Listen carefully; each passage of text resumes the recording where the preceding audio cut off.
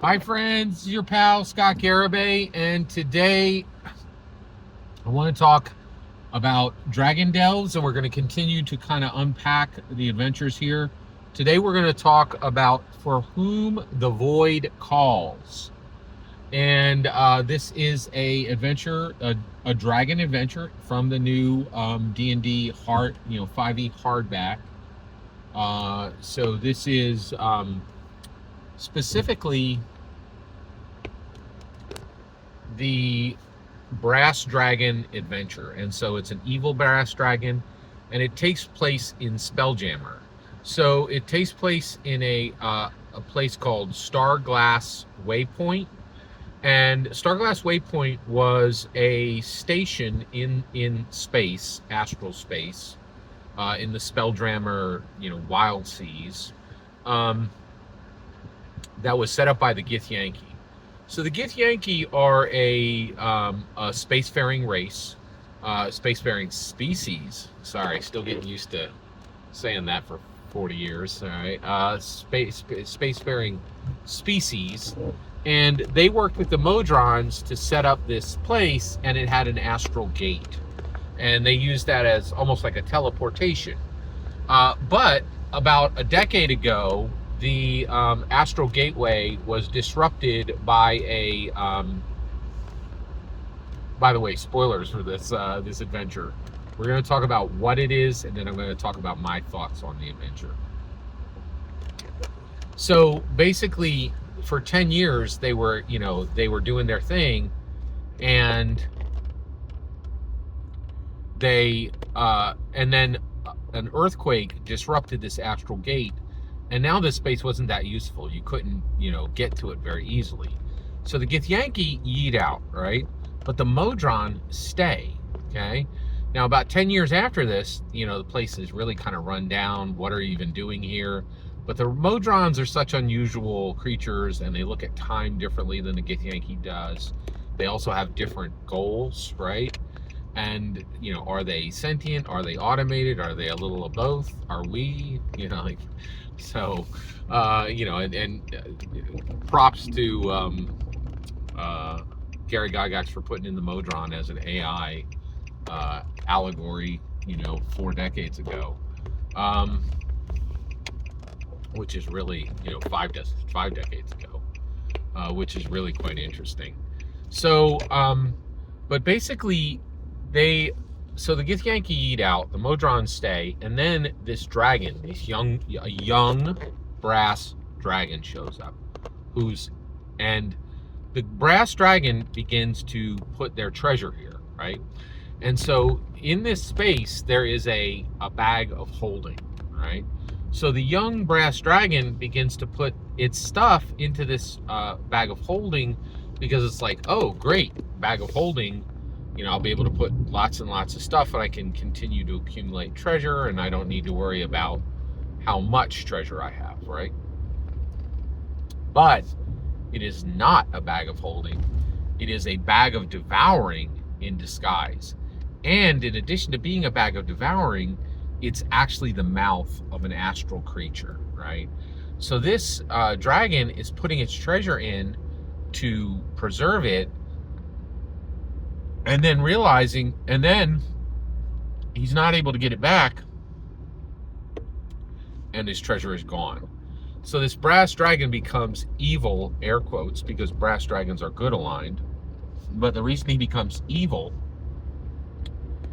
is he's now missing his treasure, and he doesn't trust the Modrons. And he believes that the Modrons have been stealing his treasure, right? So this is where the player characters come in. They need to figure this out, protect the Modrons. Also, there's this very useless Githyanki knight that's called in, who's just like, oh, I'm going to take down everything that happens. I'm just going to record what's here. You're like, what? Why? The Githyanki's part in all this is very odd. He's really kind of serves as a witness, right? But at this point, the player characters need to discover that it is a bag of devouring, and they also need to unravel this fight that's happening between this brass dragon and these Modrons who are being falsely accused, right? Yeah, that's very interesting. All right, so that's interesting. I feel like the Modrons. I have been accused of deleting people's comments when I did not delete people's comments. I'm like, man, it was the bag of devouring. like it really wasn't me, man. Right? That's kind of funny. Sorry. Okay. Yeah, I really don't. Just to be super clear, I don't delete people's comments. What I do is I block particular users, right, when I need to, right? So that, just wanted to throw that in there, just because I feel like, oh wait, this thing is gone and now I'm getting accused. I feel really bad for the Modrons. I'm very much feeling their angst. So that's the adventure, right? What do I think of this? Well, all right. So one, I'm reading through this book, right, and I'm getting to the point where I'm starting to understand what's happening. And one of the things I think is really interesting is just the structure of this book. So I've been frustrated with some of the choices they've made with some of these adventures. I'm like, why didn't you just write a better adventure, right? And now I see the answer. The structure of the book is 5 chromatic dragons and 5 metallic dragons. They wanted to have 10 adventures, and they wanted to have an adventure that uses every color of dragon that is in the monster manual. I actually love that. I think that's a really good overarching goal. But if you don't understand that, right, as you're reading them, it's confusing, right? The other thing is you have to care about that overarching goal. You have to care about that structure, and that, and what is interesting is not only were the designers wanting to give an adventure for every single color of dragon, but they also wanted to make it, they wanted to arc it out, right? So that it would serve all of the different levels of player characters from 1 to 20, right? And that's where it gets tricky, because I think there were some overall decisions that were made. So one of the things I was frustrated with this particular adventure is I'm like, oh, another misunderstanding, right? And I'm like, why are we doing all these? Oh, it was a misunderstanding, right? And the reason why is 5 of these dragons are good, right? And you can't, and actually, I think the designers struggled to make adventures that were based around good dragons. And the way they fixed that was with these misunderstandings, and you're going to solve this mystery, and then you're going to, do this misunderstanding thing. I don't structure any of my, adventures like this, right? I certainly don't structure adventures around misunderstandings.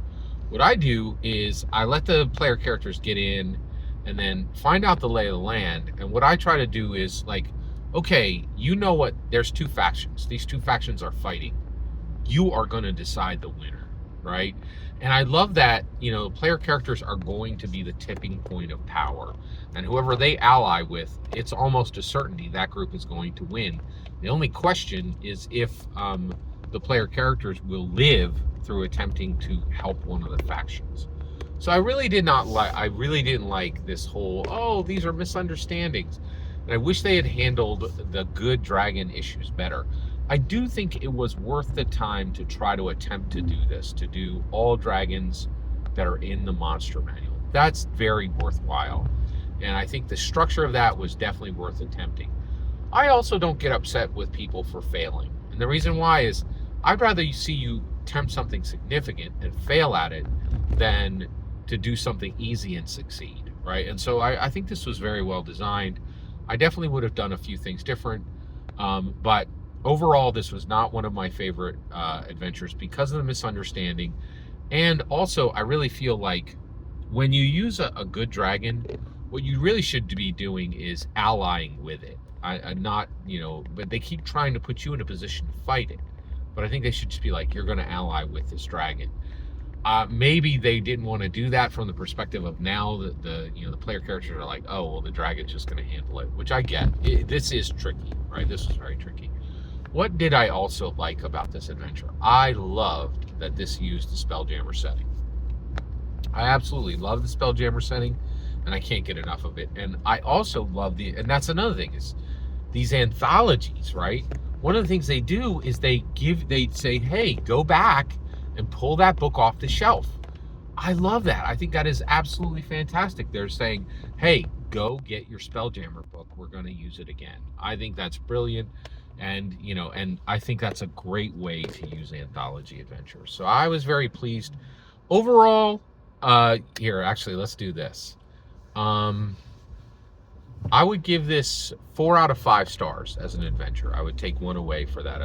But I did really enjoy this adventure, and I love that it's set in the Spelljammer setting. Every single word you just heard in this video is my humble opinion. Nothing more, nothing less. The important part is when I get to hear your humble opinion, when you get in the comments and send your traffic. Please consider liking and subscribing, and have a fetch millennium.